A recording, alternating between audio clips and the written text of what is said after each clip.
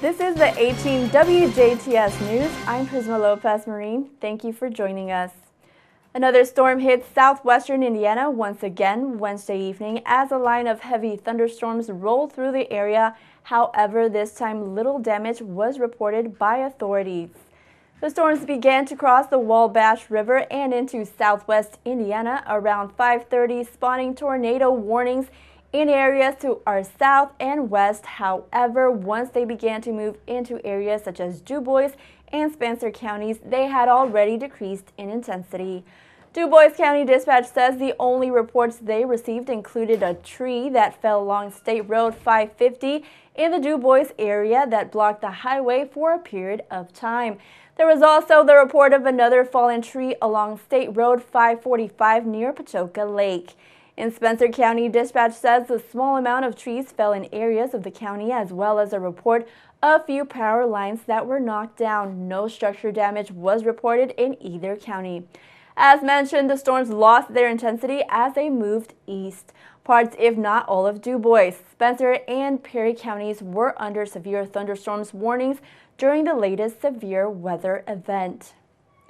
3 entities involved in downtown Jasper projects teamed up on Wednesday to announce a joint community capital campaign called Jasper Leads, which stands for Library, Enrichment, Arts, and Downtown. At the news conference on Wednesday morning, at the Jasper City Hall Council chambers, representatives from each entity were present and addressed the public with their vision of the collaboration efforts. Also taking the podium was the Director of Community Philanthropy for Council on Foundation, Brad Ward, and he elaborates on the entities involved with this collaboration and its purpose. So the concept was that we have multiple campaigns that are taking shape in this community to try to get a lot accomplished. Most of it centered around downtown. So this was the chance to collaborate and bring together those various entities, the Next Act, the library, the arts, as well as the City of Jasper and its downtown activities to see how we could learn from one another and benefit from each other's efforts and collaborate in terms of the leveraging and raising dollars. Also, Mayor Terry Seitz provides insight on the stages each entity is currently facing and how this community campaign will help their fundraising initiatives. With having a great impact without having to really have a significant impact on any taxes. In fact, the city ability to be able to fund what they can will not require any change in taxation whatsoever. We will be using existing funds and future revenue, and property tax referendum will not take place for the city. For the library, we wanted to give them the best opportunity for that referendum to pass, and in raising some private funds to help this be incorporated, that they can say, look, we have these funds ready to be invested upon the passage of the referendum. Then that's fuel for that fire. And Next Act, we hope they get the grant, but that still leaves them a few $100,000 short, and we want to accomplish that mission as well. Mayor Seitz adds that with the gift challenge from Jim and Pat Tin of $1.7 million, it serves as a leverage and spearheading the collaboration of the entities involved towards the goal of $8 million. Jim and Pat Tin emphasized the importance of the arts as a tool to recruit talent and challenge the community by asking citizens to shift energies away from what should be done with the library at the Mill Street complex and focus on what could be done to successfully revitalize our city of Jasper. There are a number of activities that are occurring in the community with the library, the arts, the parklands, Next Act, and we felt that this gift might be a catalyst to try to bring all the energy together into a common focused effort for the community. So that is why we did it now. The partnership with the library and the arts has just been a win-win for both of us, and I think we just felt this was it was a perfect timing now for us to do this and help kind of get it over the hump there and kind of get us going. So we're very excited about it. Jim Tin encouraged the positive outlook for the city's future and to send the message to the youth of the community. He describes the significance of continually investing together. And so our challenge grant to the city, we hope will enable the rest of the community to join in so that the cultural center can become a reality and that we can continually elevate the arts in our community. We believe that is important because economic development is all about being talent driven. And we want our community to continue to attract talent, to grow our population so that our businesses can remain vibrant.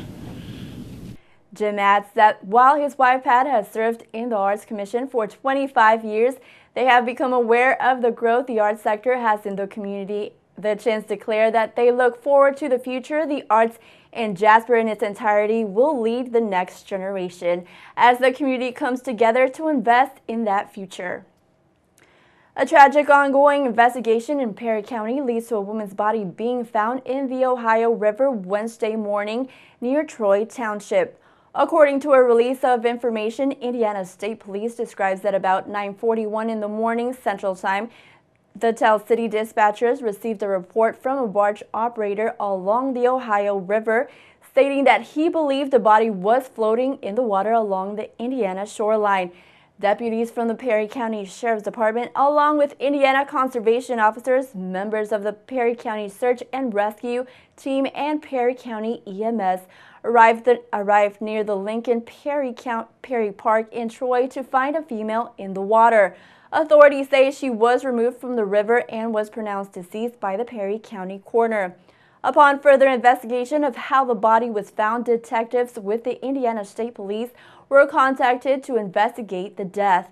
The identity of the woman is still unknown at this time. Authorities have not released further information as the investigation is still ongoing.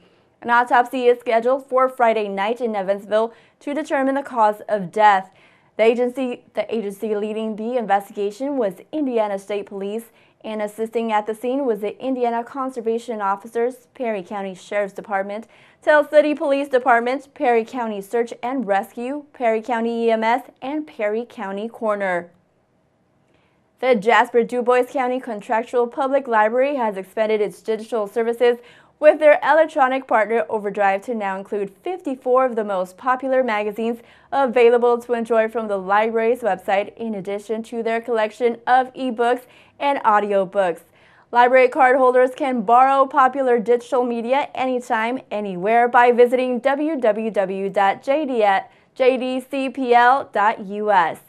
and clicking on the Overdrive link towards the bottom of the homepage.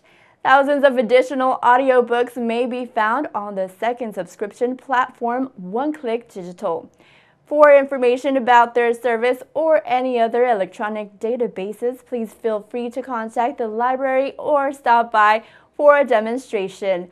All of the library's databases may be reached by visiting www.jdcpl.us. Stay tuned, weather and sports still to come on 18 WJTS.